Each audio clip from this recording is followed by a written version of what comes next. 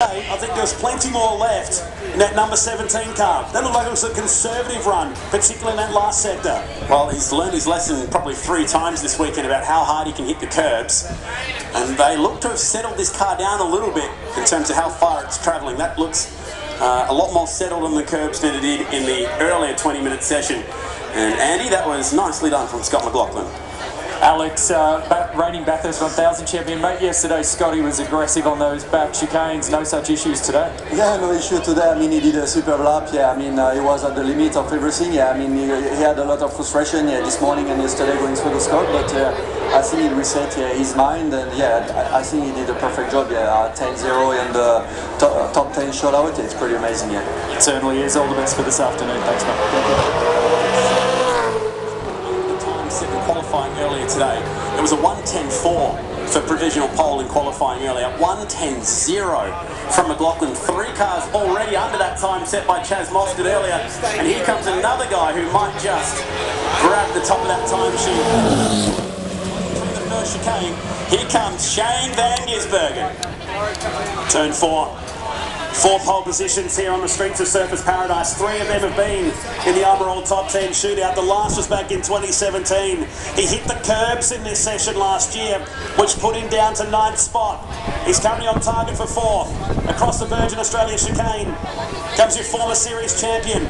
Podium at Mount Panorama with Garth Tander. Oh, he's locked the brake, just gets the car pulled up into turn number 11. He's moved up to a target now, maybe 2nd position. As through the right and left combination, turns 12 and turn 13 of this 15-turn course comes SVG. That was the smallest lockup you could have at turn 11. Just got away with that one. Had it been any more, he may have had to abort trying to get the corner done down there and take the ever-aggressive Shane Van Gisbergen. Love watching this guy drive, particularly in qualifying. What's the time from SVG? It's 3rd quickest, 1:10.3, and another car goes under the time set in Armour All qualifying earlier today. It leaves Chaz Mostert as the last man up. The stage is set. It'll be a Ford Mustang on pole. It just matters now as to which one it's going to be. It was the weakest lockup, wasn't it? It's just tiniest. Yeah. Grab that inside front left down into turn 11. Great effort from Shane Van Gisbergen. But at the moment, it's 3rd quickest behind his teammate Whincup. And will we have a Red Bull car in the front row, or will it be a Red Bull 2nd row lockout with 1 more guy to go? The stage is set so brilliantly here for Chaz Mostert. Sure is. Very exciting, Brady. And Garth, Shane's given you a pretty good starting spot, assuming you start the race later on today. Yeah, we'll be on the first 2 rows at worst, so yeah, happy with that. Stay out of trouble in that first chicane and that first climb up at turn 4 and then settle into a race, so that's okay. I feel like we've got a pretty good race car, so looking forward to Saturday. Alright, thanks, Garth. Cheers. Garth Tander at the moment, they're looking at 3rd position. As we pick up Chaz Mostert, who got provisional pole in the first session earlier today. The final car to come out in the Armour All Top 10 shootout. He's going to have to dig deep here. He's 2 tenths down the first sector, on target for 6th position. Cross the curb, left, right, out towards the wall, misses it by inches. Straightens the car up for turn number 11 here. The change work our way back from the beach. And he's in the wall hard. He got the wall left-hand side and drills it on driver's side. High commitment, high risk, and it's ended up in the fence for Chaz Mostert. Devastating blow for the Super Cheap Auto team. That was a monster hit with the concrete wall. You called it brilliantly, Matty. It got the inside fence, and that has given Tickford a lot of work to do. And one of the race favourites for today put on the back foot. And he'll be starting on the 5th row if they can get this car fixed in time. Andy, that was a monster hit. It certainly was. That was a big impact over at turn 11. Moff, you just saw the images that we're looking at here, mate. Did it look like he made contact on that left-hand side first? Oh, look, I'd say so. Yeah, we saw the replay there. That's pretty common there when it fires into the fence there. It's usually clip the inside wall. So, yeah, tough luck, but main thing is Chaz is all right. He said so on the radio straight away. So you can fix cars, you can't fix people. So that's the main thing. Absolutely it is, mate. It looked like it was a bit weak in the first sector there for Chaz. There was a lap time gain loss on the steering wheel. No doubt he would have known that. He was pushing pretty hard, particularly through that back chicane. Yeah, absolutely. So that's what you got to do around here. You got to put it all on the line, and there's no margin for error, and you know that I guess shows what the consequences are around here when you just misjudge it slightly. So yeah, very uncharacteristic for Chaz, but I'm sure the boys will get stuck in and hopefully get us on the grid for the race.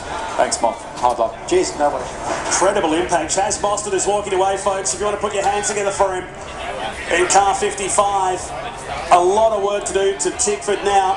With about 3 hours remaining before we go racing this afternoon, they're going to have their work cut out. But for Scott McLaughlin, it's another Armor pole position, number 16 of the year, and did it by nearly 2/10 of a second. Whincup second, Van Gisbergen third, Cameron Waters was next, then Holdsworth, Coulthard, Reynolds, Heingartner, Courtney and Mostert starting at the back. But what a lap this was for Scott McLaughlin. It was a troublesome qualifying here today, but managed to turn that back around to put his car in pole position, a critical pole position at one of the toughest circuits we visit on the Virgin Australia Supercars Championship calendar of 1 minute 10.078. And he'll start with Jamie Whincup on the front row for race number 26 of the championship later on this afternoon.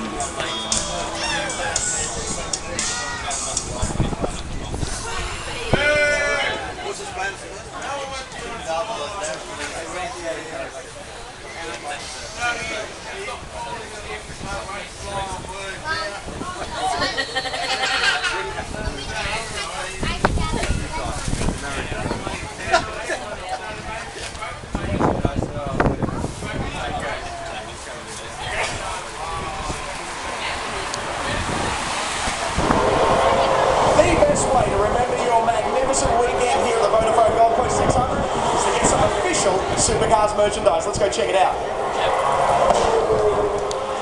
Everything for all ages, from newborns right through to grown-ups as well. You can even get the official collector's Pulsar watch, and if you don't want to spend a whole lot of money, there's some cheaper items as well, like the drink coolers, hats, lanyards, the whole thing. It's the best way for you to remember your great experience here at the Vodafone Gold Coast 600. Official Supercars merchandising on Macintosh Island. You cannot miss it. It is huge.